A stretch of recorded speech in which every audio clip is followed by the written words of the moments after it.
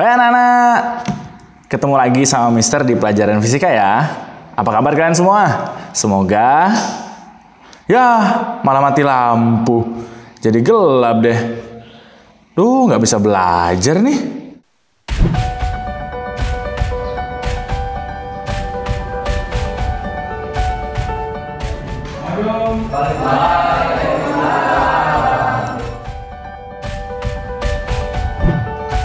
Wah, ternyata kehidupan kita sangat bergantung pada listrik ya.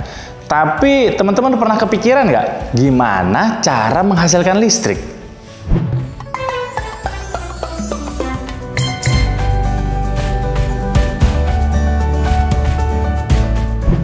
Hai kawan-kawan, balik lagi sama saya Uda Niko. Pada kesempatan kali ini kita akan sama-sama belajar tentang induksi elektromagnetik, yaitu cara untuk menghasilkan listrik. Materi ini adalah materi fisika di kelas 12 semester 1. Dan berikut adalah tujuan pembelajaran kita.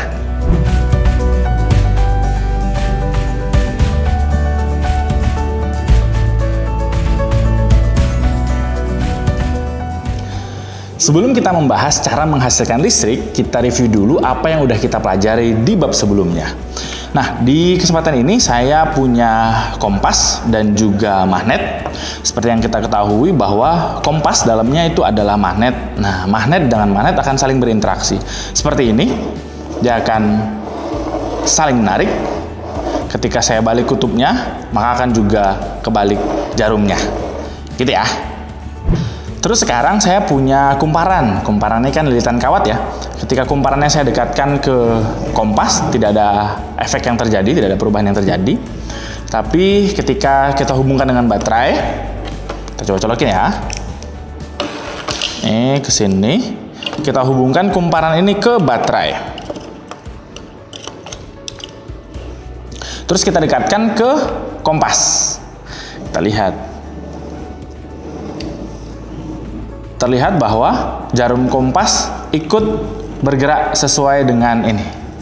Terus kalau kita balik, nah berarti kayak gini.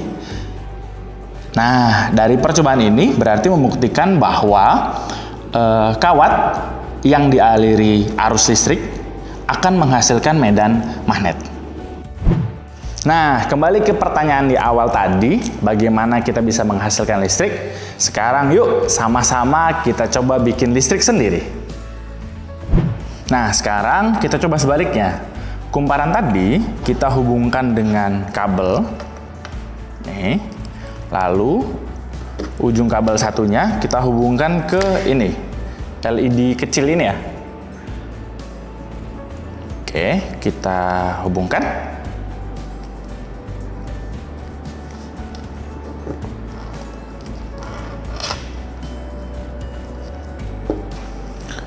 Lalu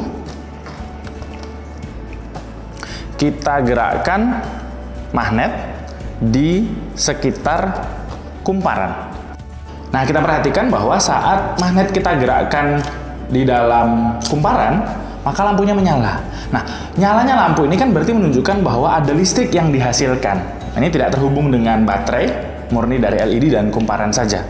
Nah, berarti kita bisa simpulkan bahwa listrik itu bisa dihasilkan dari perubahan medan magnet di sekitar kumparan. Nah, ini kebalikan dari yang tadi.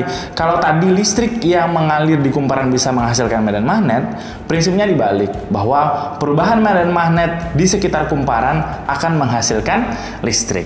Begitulah prinsip dasar dari elektromagnetisme. Untuk mempertajam pemahaman kita, perhatikan animasi berikut ya.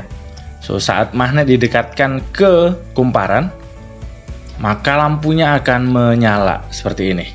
Kalau kita bisa lihat medan magnetnya, maka akan terjadi seperti ini. Terus gerakan magnetnya tidak selalu maju mundur gitu ya. Bisa juga berputar di sekitar kumparan seperti ini. Nah, sekarang tantangan. Sekarang coba sebutin alat-alat di sekitar kalian yang bisa menghasilkan listrik. Yuk! Ya, tepat sekali. Ada beberapa alat-alat di sekitar kita yang bisa menghasilkan listrik. Mulai dari yang paling sederhana, yaitu sepeda ontel. yang biasa ada di sepeda zaman dulu ya. Ada lampu yang terletak di depan sepeda ontel itu yang bisa menyala melalui putaran roda. Terus yang kedua, ada genset atau generator set yang biasa dipakai untuk menyalakan listrik ketika terjadi pemadaman listrik di rumah. Nah, sampai ke skala yang lebih besar lagi, yaitu pembangkit listrik yang listriknya kita nikmati sekarang ini. Ada 4 faktor yang menentukan besarnya gaya gerak listrik yang dihasilkan. Yang pertama adalah jumlah kumparannya, jumlah lilitan kumparannya. Yang kedua adalah seberapa besar kumparannya, alias luas penampang kumparannya. Yang ketiga adalah besarnya magnetnya, kekuatan magnetnya. Dan yang terakhir adalah seberapa cepat perubahan medan magnet, alias kalau dalam kasus ini adalah kecepatan sudutnya. Sehingga, jika kita simpulkan keempat faktor tadi, kita bisa menghitung besarnya gaya gerak listrik yang dihasilkan melalui persamaan berikut. Nah, biar lebih paham lagi, yuk simak contoh soal berikut ini. Suatu generator mempunyai kumparan dengan jumlah 1.500 lilitan dan luas penampang 20 cm persegi. Kumparan berada dalam medan magnet 0,5 Tesla. Kemudian diputar dengan kecepatan sudut 150 rpm. Berapa GGL yang dihasilkan? Oke, kita analisis dulu berarti ya. Kita cek dulu apa yang diketahui. Dari soal ini diketahui bahwa jumlah lilitannya ada 1.500, lalu ada luas penampang alias A 20 cm persegi. Nah, ini harus kita ubah dulu ke meter persegi ya, satuan SI-nya menjadi 0,002. Lalu ada medan magnet B 0,5 Tesla. Dan terakhir ada kecepatan sudut alias omega 150 rpm. Nah, ini juga kita harus ubah ke radian per second dengan cara dikali 2pi per 60 sehingga didapatkan 5pi radian per second. Dan yang ditanya adalah GGL. Nah, kita gunakan rumus yang udah kita cari tadi ya. Kita masukin saja yang udah diketahui tadi. Terus kita kalikan sehingga dapat 7,5 pi volt. Nah, itu tadi penjabaran kita tentang induksi elektromagnetik. Setelah belajar ini, apa nih kesimpulan yang bisa kalian ambil?